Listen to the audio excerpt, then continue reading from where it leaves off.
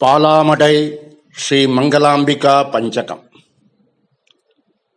ताम्रपर्ण्य मध्यगाम सुतप्त कांचन प्रभाम सुप्रसिद्ध नीलकंठ दीक्षितेन वंदितम् स्वप्रकाश शोभिनीं सुवासिनीं सुमालिनीं सुंदरां शुभप्रदां नमामि मंगलांबिकाम्। क्षीरनाली ग्रामवासलोलिनीं जगन्मयीं मंगलांगुरेश्वरस्य भामिनीं सुमंगलीं सिद्धिबुद्धिदायिनीं सुभद्रदानवारिधिं वंदितां वरप्रदां नमामि मंगलांबिकाम्।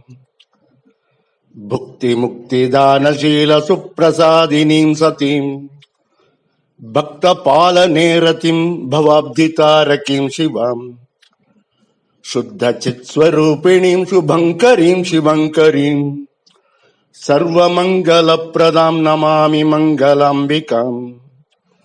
सर्वशक्तिदायिनीं समस्तलोकपालिनीं साधुसंगसज्जनैः सुसेवितां मनोहराम् इंदुना सुभूषितां सुगंधपुष्पमालिकाम् ईप्सितप्रदायिनीं नमामि मंगलांबिकाम्। नीरजाक्षसोदरीं च नीलकंठनायकीं विघ्नराजषण्मुखप्रसन्नवक्त्रकारिणीं शंकरीं कृपाकरीं क्षमाकरीं यशस्करीं वाञ्छितार्थदायिनीं नमामि मंगलांबिकाम्। वाञ्छितार्थदायिनीं नमामि मंगलांबिकाम्। वाञ्छितार्थदायिनीं नमामि मंगलांबिकाम्।